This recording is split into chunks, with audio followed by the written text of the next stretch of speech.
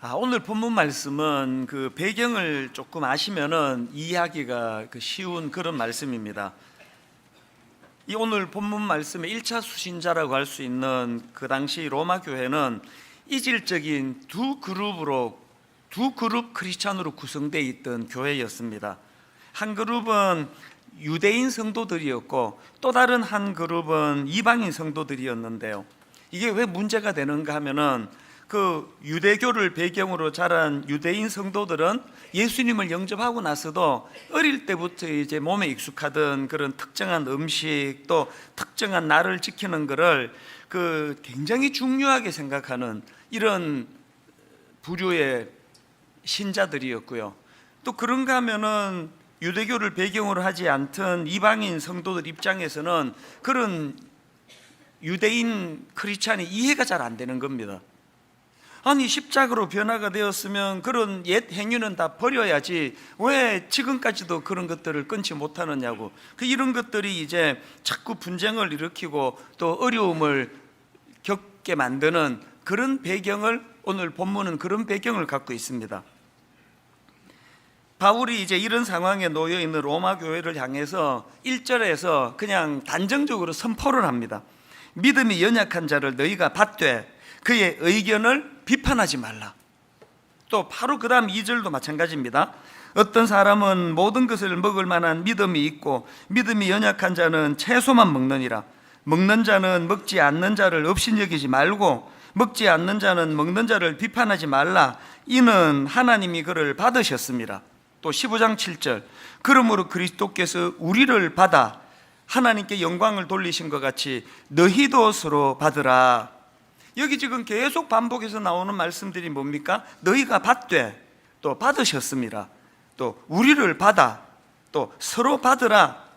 지금 계속 반복해서 강조되는 이 받아야 한다는 이 말씀, 이게 저는 참 그 표현들이 참 좋습니다. 영어 성경으로 보니까 accept him, 또 accept one another. 우리가 이렇게 수용되어지고 또 포용되어진다는 것은 상상만 해도 아름다운 거 아니겠습니까? 비록 나와는 다른 생각을 갖고 있고 또 이질적인 행동을 하지만 그런 것들조차도 내가 포용하고 수용할 수 있는 마음, 이걸 지금 강조하고 있는 말씀입니다. 예전에 제가 옥하는 목사님 설교를 듣다 보니까 내용 중에 이런 말씀을 하십니다. 교회들마다 중보 기도실이 있지 않습니까? 한 번은 이제 목사님이 이 중보 기도실이 잘 돼가고 있는지 점검하러 가신 것 같아요. 가서 이제 이것저것을 살펴보시니까 중보 기도실에 굉장히 긴급한 환자분들의 기도 제목이나 또 국가적으로 필요한 기도 제목들이 이제 거기에 쭉 카드로 열거가 되어 있는데요.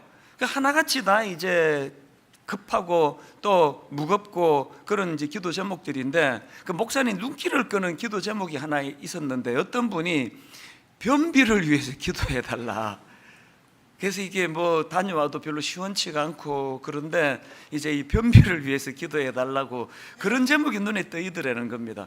여러분들도 웃으셨지만 이게 딱 보기에 이런 사소한 걸 가지고 중보 기도를 내느냐고. 지금 막 암에 걸려서 투병하고 있고 또 국가적으로도 기도할 게 얼마나 많은데 그렇게 변비를 위해 기도해달라는 그런 분의 기도 제목을 좀 가볍게 소홀하게 대하기가 쉬운데요. 그날 옥 목사님이 그 기도 제목을 매개로 해서 말씀을 풀어나가시는 것을 보면서 역시 참 목사님께서는 그런 작아 보이는 것조차도 진지하고 그리고 또 그것을 또 있는 그대로 수용하시는 모습이 참 귀하시다. 제가 그런 생각을 한 적이 있습니다. 우리가 가진 문제는 뭡니까? 자꾸 우리 스스로가 심판자가 돼가지고 판단하는 거예요. 이런 기도 제목은 안 올리는 게 좋을 것 같고 이건 올려도 되고, 자꾸 이런 태도를 우리가 시정해 나가야 된다는 그 말씀입니다. 그런가 하면은 저는 오늘 본문에 나오는 너희가 받되라는 이 말씀을 가지고 묵상을 하다가 저희 부부가 예전에 함께 내시경 검사를 받던 기억이 떠올랐는데요. 전에도 한번 말씀드린 것 같은데 저는 좀 비위가 센 사람인 것 같아요. 저는 위 내시경 할 때 수면 내시경 이런 거를 저는 해본 적이 없습니다. 별로 힘들지가 않더라고요. 그리고 뭐 조금 이렇게 있어서 조금 힘들라 그러면 막 이렇게 빼기 때문에 이걸 갖고 왜 그 수면 내시경을 하는지 저는 이해가 잘 안 돼요. 그래서 제가 우리 집사람 보고 그 힘 하나도 안 드니까 그 수면 내시경 하지 말라고. 왜 그 아깝게 그 돈을 그런 데 쓰냐, 그걸 당신 이렇게 그 맛있는 거 사 먹는데 그 돈 쓰라고. 그게 반신반의하더라고. 그래서 그거 다 힘들다 그러던데, 그러는데 안 힘들다고 한번 나 믿고 해보라 그러니까 그 진짜 그거 그렇냐고. 그래서 내가 나 목사 그 목사 말을 믿어야지, 목사 남편인데. 그래서 이제 저희 집사람이 저를 믿고 이제 수면 내시경을 안 하고 이제 위 검사를 한 거예요. 어떻게 됐을까요? 그날 거의 죽다 살아났대요. 너무 힘들어가지고 뭐 그냥 막 얼마나 저를 원망을 했겠습니까? 그리고는 실제로요, 한 며칠을 진짜 알아 눕더라고요. 우리 집사람이 이제 컨디션이 안 좋으면은 이제 저를 원망하는 그 레파토리가 몇 개 있는데요. 이제 이런 거예요. 이제 뭐 좀 이제 애들 앞에서 이제 열받을 때 하는 이야기 중에 하나가, 이제 큰애 보고 이런 얘기를 가끔씩 해요. 네 아빠가 너 임신했을 때 과일이 먹고 싶다 그러는데 참아라 그러더라. 뭐 이런 이야기들을 이제 잊혀질만 하면 이제 한 번씩 이제 이야기를 거론을 하거든요. 그 레퍼토리 중에 하나가 이제 수면 내시경 사건이 들어가 있습니다. 최근에도 그 얘기를 또 하더라고요.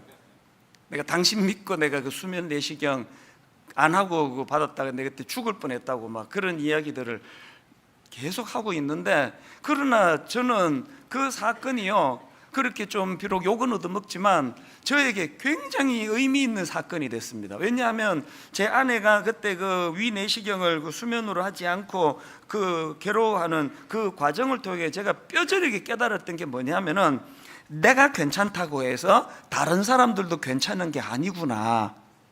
이 간단한 그 진리 하나를 깨닫는데 그렇게 많은 시간이 필요했나 할 정도예요. 그래서 제 아내 그 수면 내시경 사건 이후로 그 사람들을 대하는 데 태도가 달라졌습니다. 사실 저는 에너지가 많은 사람이거든요. 그래서 어릴 때는 막 엄청 설쳐가지고 키우기가 진짜 힘들었다 그러고요. 우리 집에 애들 중에도 저 닮은 애가 있는데요, 그 어릴 때부터 에너지가 많으면 그 부모들이 키우기가 힘들어요. 우리 집에 있는 그 한 애는 얼마나 에너지가 많고 부산한지 이제 막 설치지 못하도록 그 방 안에 데려다 놓고 있으면, 얘 어릴 때 하다 할 일이 없으면 서랍을 열었다 닫았다 열었다 닫았다 이거라도 해야 될 만큼 에너지가 많은, 그 100% 저 닮은 거거든요. 그 이렇게 에너지가 많은 사람들은요, 그 어떤 일을 놓고 미적거리는 거를 이해를 못해요. 저걸 해버리지 어떻게 저걸 그냥 저렇게 미적거릴 수가 있느냐고.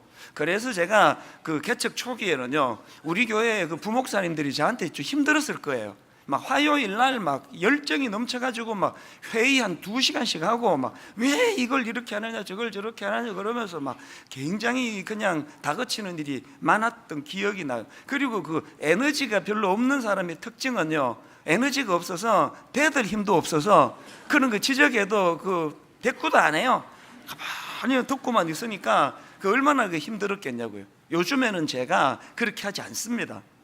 그래서 뭐가 또 에너지가 나오면은 어떨 때는 화요일 교역자 회의를 일부러 안 나가요.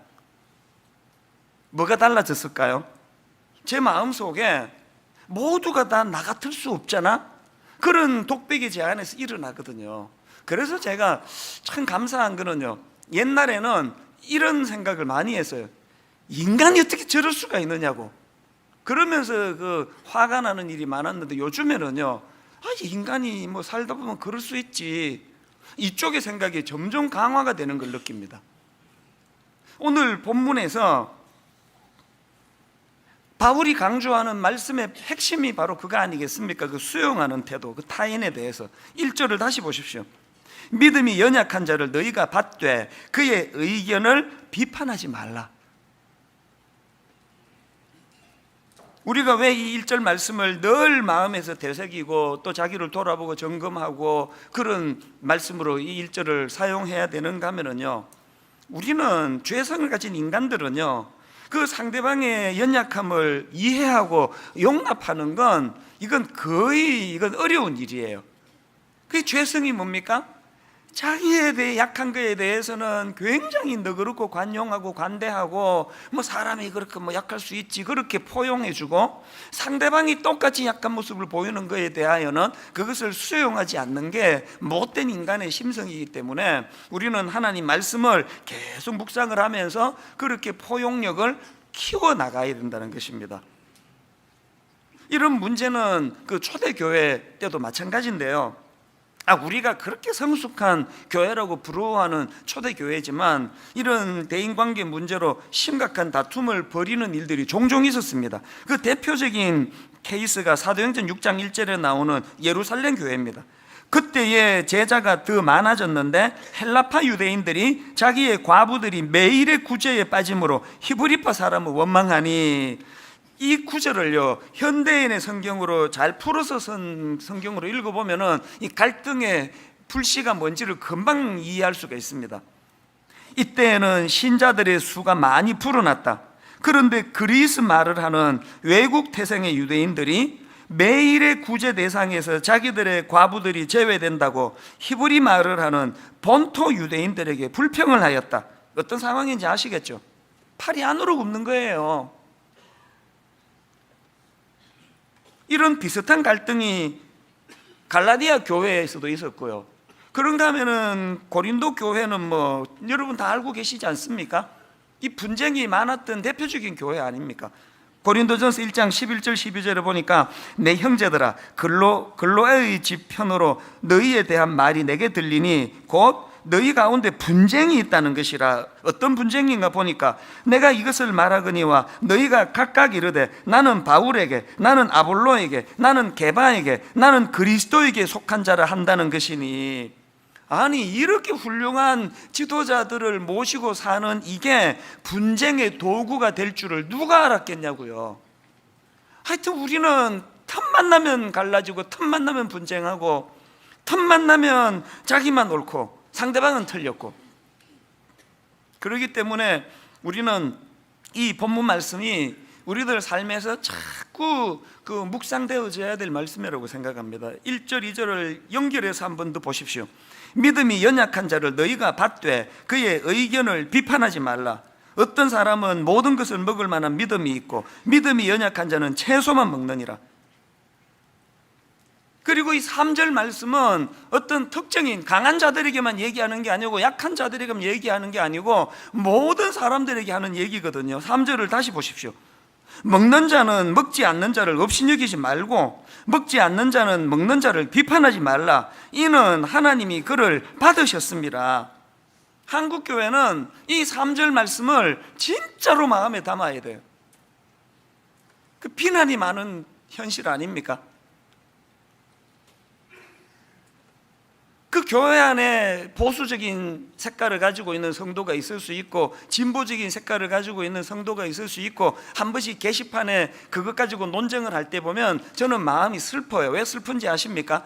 내가 옳다는 것을 너무 논리정연하게 설명하는 그게 난 슬퍼요. 그렇게 자기 주장을 일목요연하게 잘 설명하는 그분이 어떻게 자기 생각과 다른 사람들을 무시하지 말고 그를 수용하고 포용하라는 이 하나님의 말씀은 모르고 계시느냐는 거예요. 지금 우리나라가 그 어른 세대와 젊은 세대가 지금 골이 점점 깊어져서 저는 두려움마저 생깁니다. 그 용납하기가 그렇게 어려운 일입니까? 6.25를 전쟁을 경험한 어른 세대들이 갖고 있는 그 마음의 두려움과 공포를 젊은 세대들이 좀 이해해 드리면 안 되는 겁니까? 그런가 하면 똑같은 논리로 우리같이 전쟁을 경험하지 못한 젊은 세대니까 저런 시각을 가질 수도 있겠구나, 그렇게 젊은 세대를 좀 포용하고 용납하는 일은 또 이게 그렇게 어려운 일인가요? 여러분 다 아시지만 저는 내 양심을 걸고 지금까지 단 한 번도 정치 얘기를 꺼내본 적이 없습니다. 내가 이런 성향을 갖고 있으니까 여러분을 막 설득을 하고 그런 시도를 행한 적이 단 한 번도 없습니다. 왜 안 한지 아십니까? 그게 나쁜 거기 때문이에요. 강단은 그런 자기 이념을 전하는 데가 아니기 때문이고요. 왜 안 하는지 아십니까? 저는 제 생각만이 옳다는 생각을 하지 않습니다. 말씀 앞에 그저 비출 뿐이에요. 제가 지난주에 말미에 그런 말씀을 드렸지 않습니까? 그 자기 배우자에 대하여 당신은 이게 틀렸고 저게 틀렸고 이것 때문에 애들이 이런 문제가 있고 너무너무 날카롭게 상대방의 약점을 비판자라는 그 사람이 갖고 있는 치명적인 무지가 뭔지 아십니까? 하나님의 관점으로는요, 방금 자기가 지적했던 그 배우자의 모든 약점을 다 뭉친 것보다도 그 상대방의 연약함을 포용해 주지 않는 그게 가장 어리석고 미숙하다고 하나님은 생각하시는 분이거든요. 그렇기 때문에 이거는 당신이 들어야 돼. 이게 아니에요. 이 3절은 모두가 들을 말씀이에요. 먹는 자는 먹지 않는 자를 업신여기지 말고 먹지 않는 자는 먹는 자를 비판하지 말라. 왜? 이는 하나님이 이것도 받으시고 저것도 다 받으시는 분이기 때문이다. 그래서 저는 오늘 바울이 그 믿음이 연약한 자를 비판하면 안 된다, 그 주장을 펼치는 내용이 참 흥미로운데요, 바울이 무슨 근거로 믿음이 연약한 자를 비판하면 안 된다고 주장하느냐 보니까 두 가지 그 근거를 지금 제시하는데요. 첫 번째 근거가 뭐냐? 판단하는 거, 심판하는 거, 그건 오직 하나님의 고유 권한이다, 너희들의 영역이 아니다, 그 논리를 지금 펼치고 있는 겁니다. 4절을 보십시오. 남의 하인을 비판하는 너는 누구냐? 그가 서 있는 것이나 넘어지는 것이 자기 주인에게 있으면, 잘 들어보세요, 그가 서 있는 것이나 넘어지는 것이 자기 주인에게 있으면, 남의 하인을 비판하는 너는 누구냐? 월권하지 말라는 거 아닙니까? 10절도 마찬가지입니다. 네가 어찌하여 네 형제를 비판하느냐? 어찌하여 네 형제를 업신여기느냐? 우리가 다 하나님의 심판대 앞에 서리라. 그러니까 우리가 누군가를 놓고 함부로 판단하고 뭐 왈가왈부하는 게 월권이라는 거, 월권. 그리고 또 여러분, 오직 심판은, 그리고 오직 판단은 하나님만 하실 수 있다는 그 말씀 속에는 뭐가 내포되어 있는 겁니까? 우리 판단력은 오류가 있을 수 있다는 거예요. 요즘에 그 프로야구를 보면은요, 옛날에는 심판의 권위가 절대적이었잖아요. 그래서 아웃 선언하면요, 막 길길이 날뛰고 뭐 그래도 번복되는 거 저 한 번도 못 봤습니다. 근데 요즘은요, 기계가 좋아져가지고 비디오 판독이 있어요. 그 심판이 자기 생각과 다르게 판정을 내리면 요 사인만 보내면 이게 비디오 판독 사인이래. 그러면 이제 그 기계를 가지고 아주 슬로우 모션으로 요게 이제 맞는지를 판단하는데요, 제가 그 놀라는 게 뭔지 아십니까? 심판의 오심이 생각보다 많아요. 아웃이라 그랬는데 이게 사실은 세이프일 때가 많고요, 또 세이프라고 판정했지만 사실은 아웃일 때가 많아요. 제가 무슨 생각을 하는지 아십니까? 지금 심판은요, 우리처럼 멀찍이서 보는 것도 아니에요. 그것이 코앞에서 봤잖아요, 코앞에서. 그리고 그 심판들은요, 전문적인 훈련을 받은 사람들이에요. 그 전문적인 훈련을 받은 전문가가 코앞에서 봤는데도 오류를 범할 수 있다면 하물며 우리겠냐고요.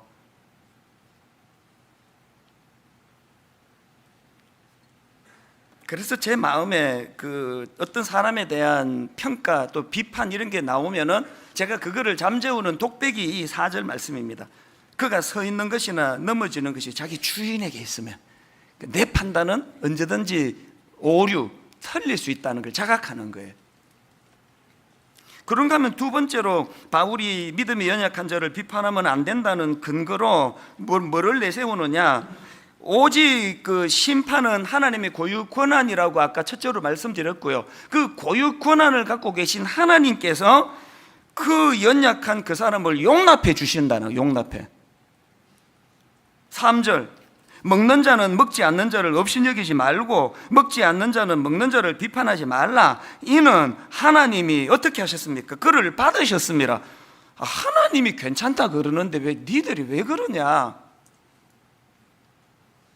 우리 막내 아들이 고등학교가 이제 고등학생이 되고부터 그놈이 저를 많이 닮았어요. 저도 이제 고등학생이 되면서 그 하나님에 대한 그 의심도 많아지고 또 하나님에 대해서 이제 좀 그 불만도 많아지고 그랬는데, 지금 우리 아들이 딱 그래요. 얘가 지금 하나님에 대해서 얼마나 까칠한지 몰라요.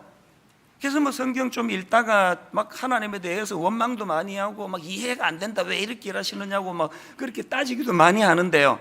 최근에 또 이제 이 녀석이 자기 엄마한테 막 하나님에 대해서 이제 원망을 막 이제 쏟아놓는 걸 했다는 거예요. 그 욥을 가지고 하나님 어떻게 그 욥이 잘못한 일도 없는데 어떻게 욥한테 그렇게 그냥 가혹하게 그럴 수가 있느냐고, 욥이 뭘 잘못했느냐고 막 그러면서 막 자기 엄마한테 들이퍼붓는다 그래가지고 내가 그 얘기를 듣고는 그 뭐라고 응수했는지 아십니까? 걔는 그 왜 그런데? 욥 본인이 괜찮다는데 지가 왜 그래 왜? 그 성경에 보면 욥이 이거 다 이해하고 자기가 괜찮다 그런 건데, 그 참 그 이상한 녀석일세. 그랬더니 그 문제가 그 저한테 올 줄 알았더니 아직까지 안 오고 있습니다. 오면 내 이야기를 해주려고 지금 기다리고 있는데, 지금 본문도 마찬가지 아닙니까? 4절을 다시 한번 보세요. 남의 하인을 비판하는 너는 누구냐? 그가 서 있는 것이나 넘어지는 것이 자기 주인에게 있으면 그가 세움을 받으리니. 나 다 생각하고 있다. 얘 지금은 이렇게 미숙하지만 내가 지금 다 얘를 지금 다루고 있는 중인데, 공사 중이다. 근데 왜 그 섣부르게 그 남의 하인을 비판하는 너는 누구냐? 또 15장 7절로 마찬가지 아닙니까? 그러므로 그리스도께서 우리를 받아 하나님께 영광을 돌리신 것 같이, 그리스도께서 그 연약한 걸 받아주셨다는데, 성경에 보면은요, 이렇게 그 하나님이 용납해 주셨기 때문에 그것으로서 이렇게 대인관계에서 수용하는 이런 참 은혜로운 케이스가 있는데요, 그 바울을 용납해 줬던 바나바가 그 케이스예요. 여러분이 아시지만 사도행전 9장에 바울이 이제 위대한 바울로, 그 포악한 바울이 위대한 바울로 바뀌어지는 사건을 경험하지 않습니까? 다메섹 도상에서 주님을 만나고 고꾸라져서 인생이 완전히 바뀌는데요, 사실 그 당시 초대교회 성도들 입장은 이해가 되는 거 아닙니까? 자기는 변했지만 바로 어제까지 그렇게 믿는 사람 잡아 죽이고 포악한 짓을 일삼던 사람이 갑자기 자기가 뭐 어느 날 변화받았다고, 나는 독실한 크리스찬이 됐다고 그렇게 이야기하니까 그거 수용하기가 좀 어려운 거 아닙니까? 그래서 다들 그 바울을 굉장히 의심하고 또 바울을 배척했는데요, 그때 그 바울을 믿어주고 바울을 오늘 본문으로 말하면 용납해주고 그를 거두어준 인물이 바나바라는 사람이에요. 그 다 바울을 받아주지 않고 그를 배척하는데 왜 바나바만큼은 바울을 거두어 주었느냐? 그 답을 찾을 수 있는 게 사도행전 9장 26절 27절입니다. 자, 보십시오. 사울이 예루살렘에 가서 제자들을 사귀고자 하나 다 두려워하여 그가 제자됨을 믿지 아니하니, 바나바가 데리고 사도들에게 가서 그가 길에서 어떻게 주를 보았는지, 그 다음 보세요. 주께서 그에게 말씀하신 일과 다메섹에서 그가 어떻게 예수의 이름으로 담대히 말하였는지를 전하니라. 바나바가 어떻게 유독 바울을 용납해주고 거두어주는 일을 했다고요? 본인이 그 사람이 뭐 믿음이 가고 안 가고 이런 문제가 아니라 주님이 그를 용납했다고 하시니까 그 믿음으로 바울을 포용해 주는 거거든요. 여러분이 바울의 그 두 논리에 대해서 어떻게 생각하십니까? 판단과 심판은 하나님의 고유 능력인데 네가 월권하지 마라. 또 그 심판자 되시는 하나님께서 그들의 연약함을 용납해 주셨는데 네가 왜 왈가왈부하느냐? 여러분이 바울의 논리에 대해서 어떻게 대답하시겠습니까? 오늘 우리 많이 지금 월권하고 사는 거 아닙니까? 그리고 얼마나 많은 오심판, 오작동, 잘못된 판단, 이런 것들이 많겠냐고요. 그래서 저는 이 바울의 두 가지 전제, 이 논리를 마음에 품고서요, 오늘 이제 좀 더 구체적으로 살펴보고 싶은 게 뭐냐면은, 이제 이 믿음이 연약한 자들을 우리가 용납을 해야 되는데 이게 어떻게 가능하게 할 수 있을까? 여러분, 믿음이 연약한 자들을 우리가 내치고 정죄하고 비판하지 아니하고 그를 수용하고 품을 수 있는 두 가지 그 말씀을 좀 드리려고 하는데요. 믿음이 연약한 자에 대한 용납과 관련해서 첫째가 뭐냐? 여러분이 용납의 문제도요, 영적인 자각의 문제라는 사실을 잊으시면 안 됩니다. 지난주 살펴본 말씀 기억하십니까? 로마서 13장 11절부터 13절까지 보십시오. 또한 너희가 이 시기를 알거니와 자다가 깰 때가 벌써 되었으니 이는 이제 우리의 구원이 처음 믿을 때보다 가까웠습니다. 그리고 12절에서 이렇게 이야기합니다. 밤이 깊고 낮이 가까웠으니 그러므로 우리가 어둠의 일을 벗고 빛의 갑옷을 입자. 그리고는 어둠의 일을 벗는 게 뭔지를 13절에서 아주 구체적으로 묘사하는 걸 지난주 함께 살펴봤는데요. 낮에와 같이 단정히 행하고 방탕하거나 술 취하지 말며 음란하거나 호색하지 말며 다투거나 시기하지 말고. 여러분, 지난주에 받은 이 말씀을 가지고 악한 이 시대에서 좀 몸부림쳐 보셨습니까? 이것들과 싸우려고 애쓰셨습니까? 내 안에서 방탕과 술 취함, 음란과 호색, 다투거나 시기 이런 것들이 나올 때 우리가 잠들지 아니하고 깨어있는 그리스도인답게 내면의 죄와 싸워야 된다는 그 얘기거든요. 근데 오늘 제가 강조하고 싶은 게 뭐냐면은 여러분, 낮에와 같이 단정히 행하고라는 이 말씀을 행하기 위해서는 내 내면에 있는 죄와의 싸움에서만 이것이 작동돼서는 안 되고 대인관계에서도 이게 작동이 돼야 돼요. 대인관계에서. 지난주 말씀드렸죠?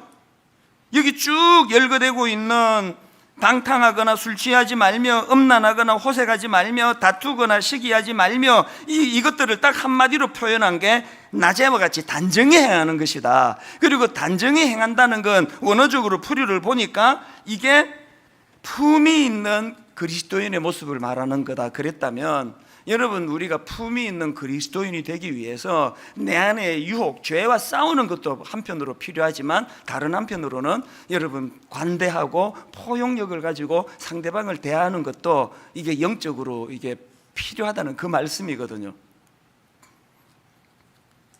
요즘에 그 인터넷에 막 떠돌고 있는 저의 그 설교 중에서 조회수가 유난히 많은 어떤 설교를 제가 우연히 봤는데요, 최근에요. 보니까 그 설교 제목이 좀팽이로 살지 말자. 제목이 이상해가지고 많이 들은 것 같아요. 그래서 제가 그때 그 설교를 어떻게 했나 궁금해서 원고를 제가 찾아보니까요, 그 본문이 마태복음 13장, 예수님이 이제 그 고향인 나사렛을 방문하는 그 본문이더라고요. 그 요지가 뭐냐 하니까요, 그 당시 나사렛은 낙후된 시골 마을이거든요. 오죽하면은 빌립의 전도를 받은 나다나엘이 그 나사렛에서 무슨 선한 게 나겠냐, 그렇게 비아냥거리던 지역이에요. 그렇게 낙후되고 또 지리적으로 나사렛은 높은 언덕으로 삼면이 둘러싸여 있어가지고 그 고립된 그런 형태인데요.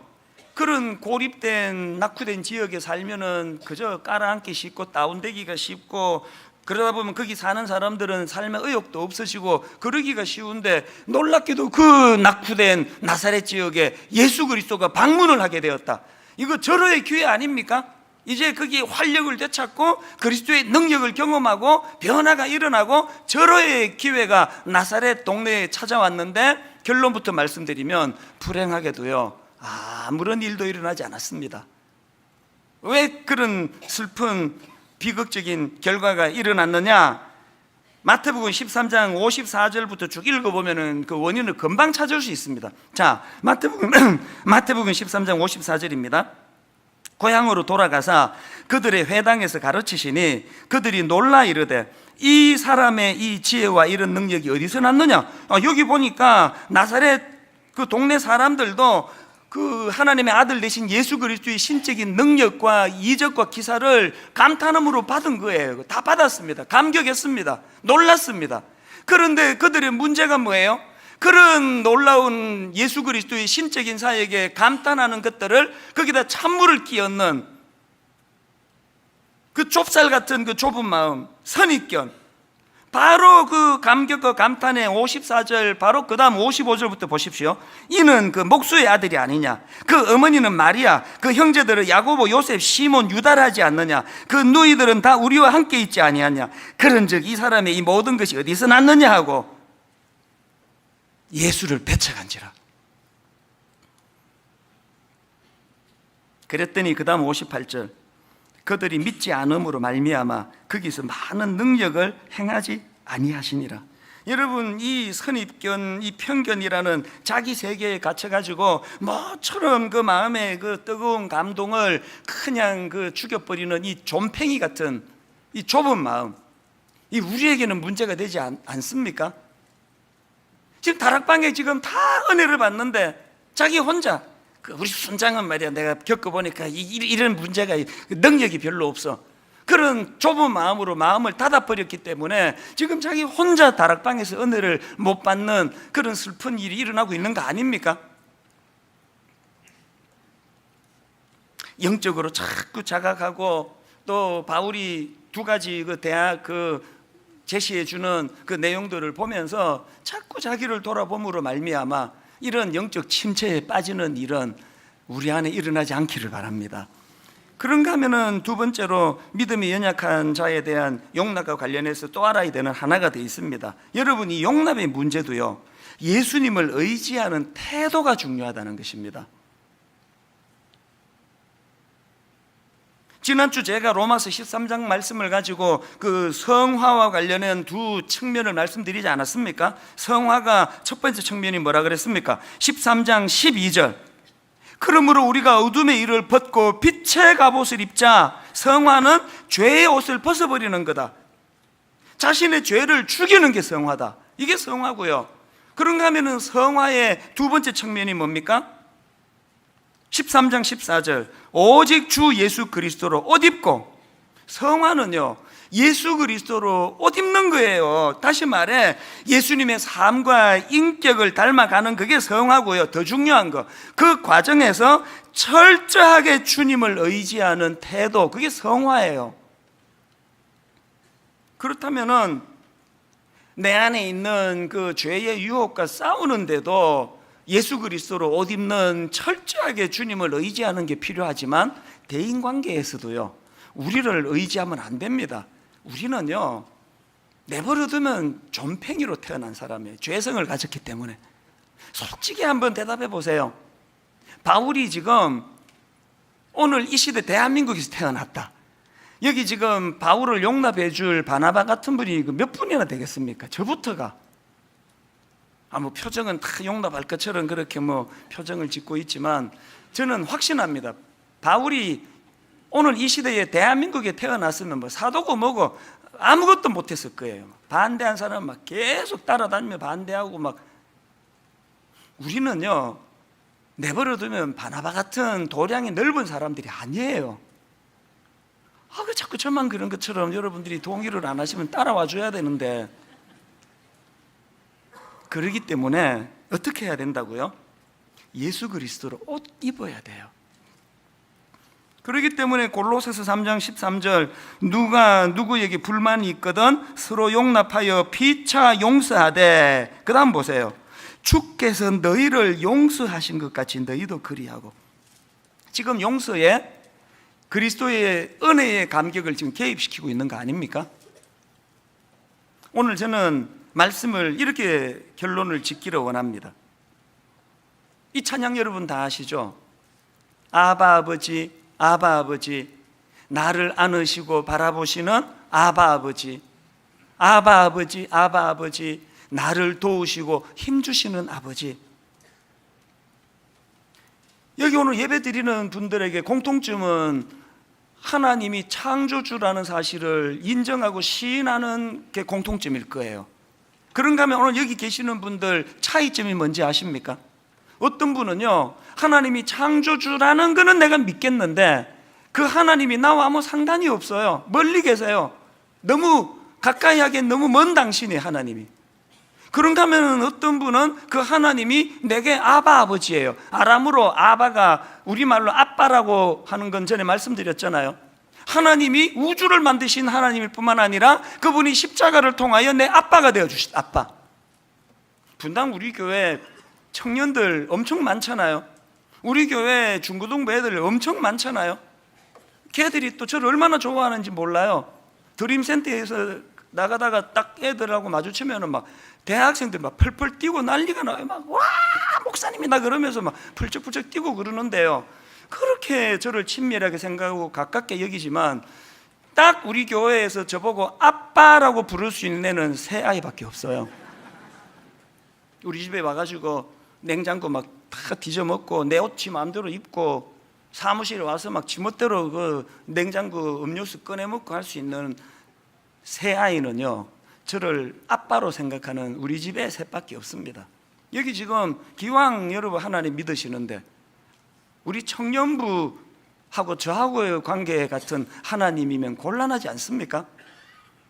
하나님이 여러분에게 아빠 하나님이 되시면요, 어떤 놀라운 변화가 있는지 아십니까? 후렴 가사가 모든 걸 담고 있습니다.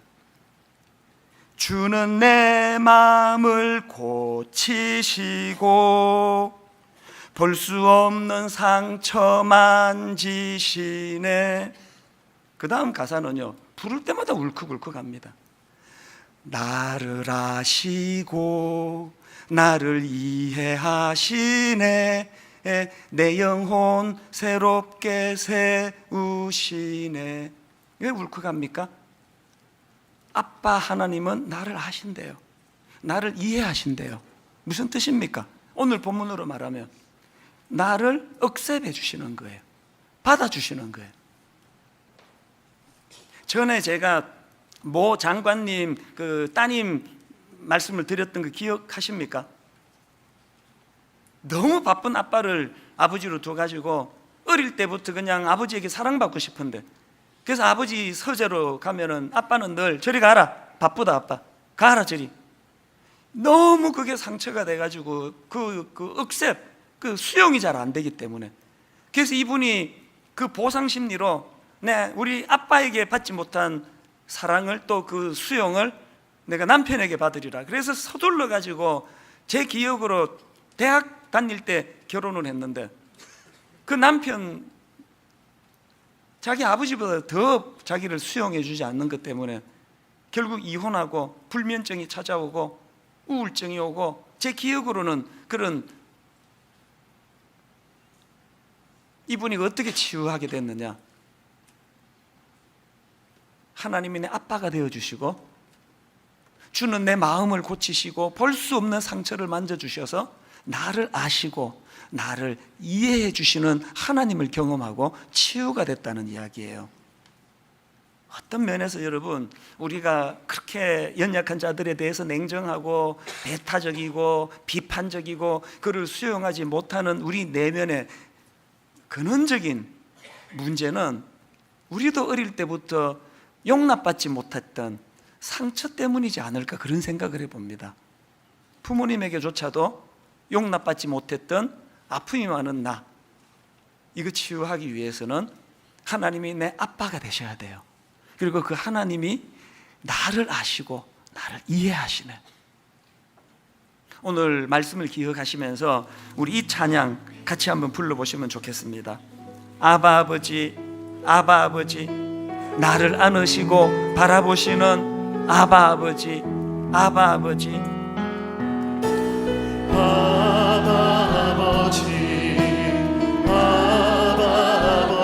나를 안으시고 바라보시는 아바 아버지, 아바 아버지, 아바 아버지, 나를 도우시고 힘주시는 아버지. 우리 다시 한번 이렇게 노래합니다. 아바 아버지, 아바 아버지,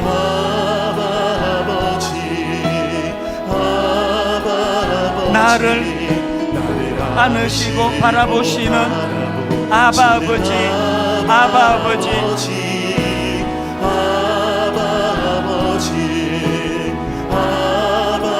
나를 도우시고 힘주시는 아버지. 그 아버지 내게 어떤 아버지십니까? 주는 내 마음을 고치시고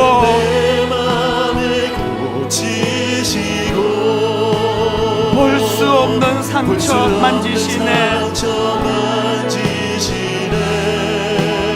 나를 아시고 나를 이해하시네. 내 영혼 새롭게 세우시네. 힘주시네. 제가 왜 이 대인관계 또 연약한 자들을 품는 이게 영적인 문제라고 확신하는가 하면은요, 신학적으로도 그렇지만 제가 경험한 일이에요. 하나님으로부터 제가 그 억셉을 받고 있다. 하나님이 나 같은 자격 없는 초라한 이런 나를 거두어 주신다, 나를 품어 주신다. 이게 내 안에 모든 상실감과 상처를 다 치유하는 거예요. 그리고 또 정말 용서받지 못할 하나님 앞에 부끄러운 죄인인 제가 이 자리에 말씀을 전하는 목사가 돼 있다는 이 사실, 나를 용납해 주셨다는 그 하나님의 은혜가 정말 제게 너무 심하게 상처를 주는 어떤 성도님 16년 동안 한 몇 건 있었는데요, 그분들을 용서하고 그분들로 인해 내가 상처받지 않을 수 있는 유일한 도구가 십자가더라고요. 나는 그것보다, 저분이 내게 아픔 준 것보다 더 큰 하나님을 배신한 인간인데 나를 거두어 주신 그 하나님. 그래서 저는 오늘 이 찬양을 한 번 더 부를 동안에 먼저 여러분의 내면이 치유가 됐으면 좋겠어요. 아버지, 나는 어릴 때 부모님에게조차도 용납받지를 못하는 상처가 있습니다. 이거 치유가 안 돼서 나 스스로도 연약한 이웃에 대하여 그런 포용하는 마음이 잘 생기지 않는데, 오늘 예배 가운데 단번에 그 포용해 주시는 하나님의 사랑을 경험하기 원합니다. 이런 마음을 가지고 우리 이렇게 한 번 더 찬양합니다. 아바 아버지, 아바 아버지,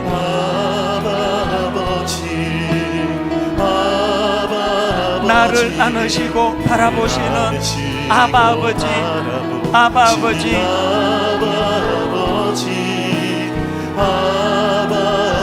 아바 아버지, 나를 도우시고 힘주시는 아버지. 그 하나님 내게 어떤 아버지십니까? 주는 내 마음을 고치시고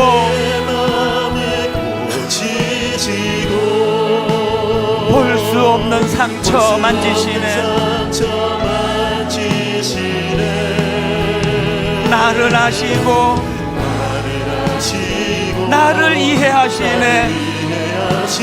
내 영혼 새롭게 세우시네.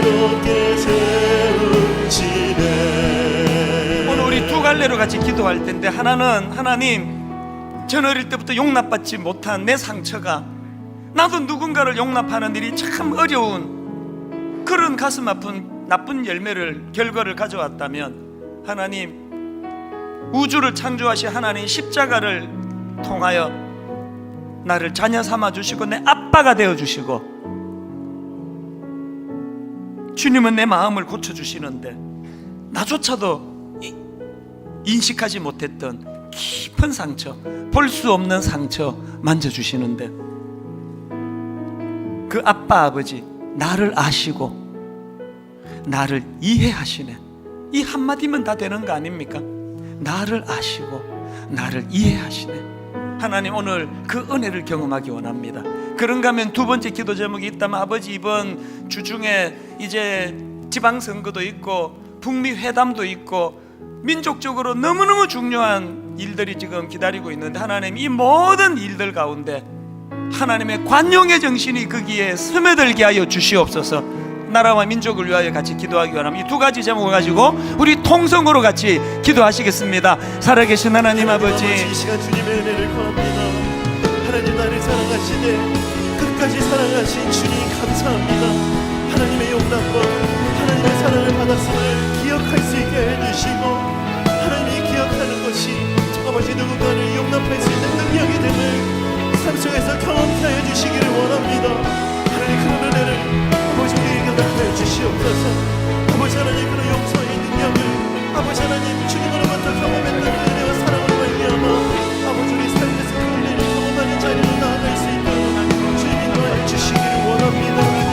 아버지 하나님, 우리를 사랑하시네 끝까지 사랑하신 주님, 그분이 나의 아버지 되어주시네 감사할 수 있는, 그분이 내 아버지 되어주시네 감격할 수 있는 아버지, 오늘 이 시간 우리에게도 아버지 그런 은혜가 깊이 새겨지게 하시고, 그런 은혜의 능력이 얼마나 무서워 그 하나님 앞에 우리의 삶이 되게 하여 주시옵소서. 되고 치유가 되는 은혜를 주시옵소서. 남은 누군가에게 만족과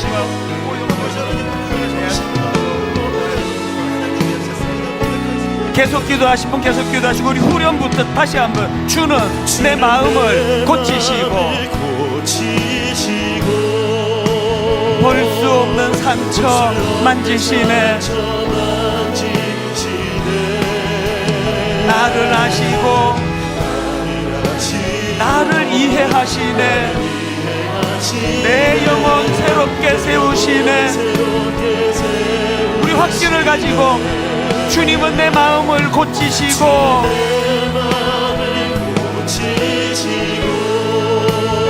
볼 수 없는 상처 만지시네. 나를 아시고 나를 이해하시네. 내 영혼 새롭게 세우시네. 십자가 십자가 내가 처음 볼 때에 나의 마음의 큰 고통 사라져. 오늘 믿고서 내 눈 밝았네. 참 내 기쁨 영원하도다. 십자가 십자가 내가 처음 볼 때에 나의 마음의 큰 고통 사라져. 오늘 믿고서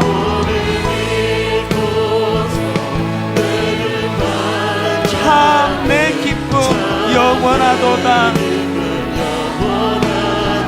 만왕의 왕 내 주께서 왜 고초당했나? 자격 없는 나, 이 벌레 같은 날 위해 그 보혈 흘렸네. 십자가 십자가 내가 처음 볼 때에 나의 마음의 큰 고통 사라져. 오늘 믿고서 내 눈 밝았네. 참 내 기쁨 영원하도다. 우리 다 자리에서 일어나셔서 늘 울어도 그 큰 은혜 다 갚을 수 없네. 나 주님께 몸 바쳐서